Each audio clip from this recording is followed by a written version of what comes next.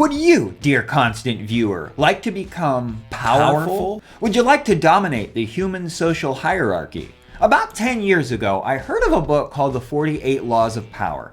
I had heard that it was all about attaining power, and I was curious and I wanted to read it. So I put it in my to-be-read pile, and there it sat for 10 years. I've finally gotten around to it, and it's the best self-help book that I've ever read, and I've read some good ones. The 48 Laws of Power by Robert Greene is a self-help book that meets the reader's needs by giving 48 insights on how to attain power in the human social network. The book is written into 48 chapters, with chapter titles such as Never Outshine the Master, Crush Your Enemy Totally, Learn to Keep People Dependent on You, Plan All the Way to the End, Recreate Yourself, and Assume Formlessness. The book uses real historical personalities and events to give examples of how people have attained power using these laws, and also what happens when someone transgresses the laws. This is a politically incorrect self-help book that elaborates on real-world power dynamics and some of the darker parts of human psychology. In what has become one of the world's best-selling books on power, the author combs 3,000 years of history to come up with 48 nuggets of wisdom that will help you on your quest for power and influence. This is a great book, and I learned a lot about the human condition while I read it. It was so much more than I had been expecting, and I was expecting a lot because of the great reviews that I had heard. There may be more wisdom in this one book than any other book that I've ever read. Robert Greene is a very, very knowledgeable guy when it comes to societies and motive and cunning and influence and power. This book is a huge undertaking on history and human relationships. I really like law number 4. Always say less than is necessary. Number 9. Win through your actions, never through argument. Number 28. Enter action with boldness. Number 35. Master the art of timing. And number 47. Do not go past the mark you aimed for. In victory, know when to stop. Something that struck me about this while I read was how practical it is. I could see someone who has even destroyed their lives, completely ruined themselves, take this book, make a study of it, apply it to their lives, and rise to power. It seems to me that if you did follow this book, it might be literally impossible for you not to rise and gain at least some power. I also love the way that this book is formatted. There's a lot of red ink on the pages, and it's arranged in some unusual ways. It's really quite beautiful. Also, there are a lot of anecdotes and fables in the margins of the book, printed in red ink, that help to drive home the points that the author is making, and I felt that those little quips really added to the quality of the book. You can see here, guys, what I mean about the beauty of the way that this thing is printed.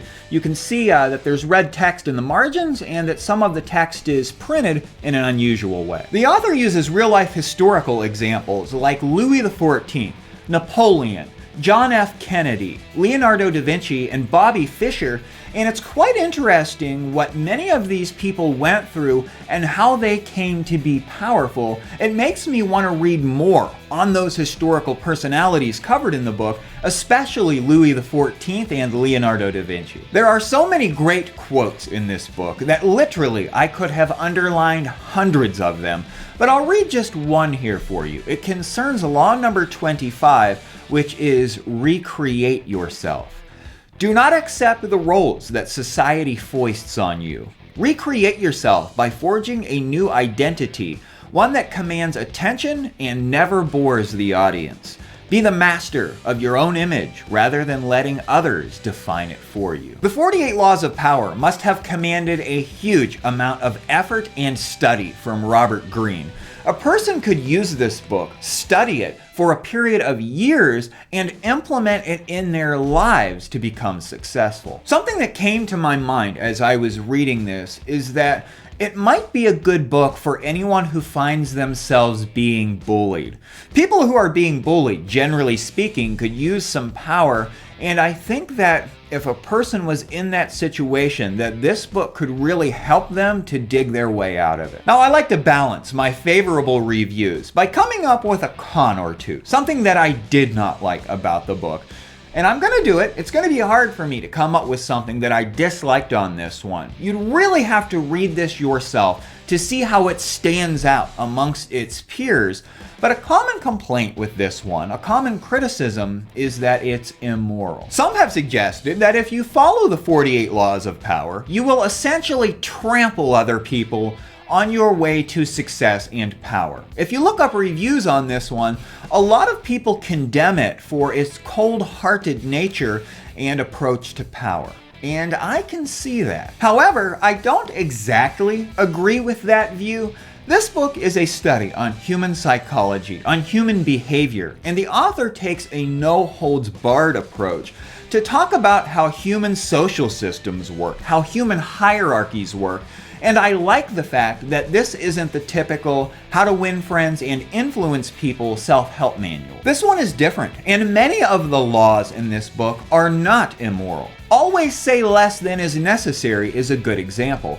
I'm sure you, constant viewer, know about someone who completely messed their situation up because they said too much. Never outshine the master is an example. Recreate yourself is an example. Law number 19 is an example. Know who you're dealing with. Do not offend the wrong person. There are many different kinds of people in the world, and you can never assume that everyone will react to your strategies in the same way. Deceive or outmaneuver some people, and they will spend the rest of their lives seeking revenge. Some of this stuff is just common sense, right? A good self-help book will have a whole lot of common sense going on. The average human finds themselves in multiple societal hierarchies. Be it business or play, you, dear viewer, will find yourself in these systems, and knowing how to play these systematic power games is a key component to success. Never outshine the master. If you piss people off at the top, it could go bad for you, and there's nothing immoral about understanding that and playing that game. And you don't have to take everything in this book and engage it in your life.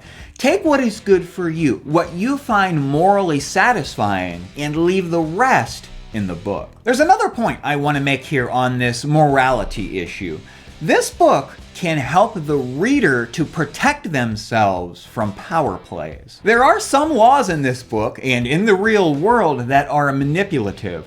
Law number 2, for example. Never put too much trust in friends. Use your enemies.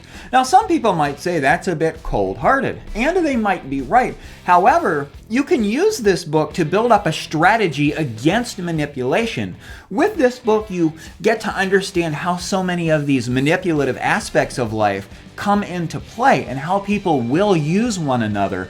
And it's important to build up your defenses in life against manipulation and abuse, and this book is a great strategy for that. This book can be used aggressively, defensively, and in a combination of both of those, and I think that there's some potential value in it for just about anyone. This is a highly enjoyable and easy to digest read. I was surprised that the author knew so much about psychology and history and philosophy and the human condition and science. It really was incredible, and it makes me want to read some more of his books.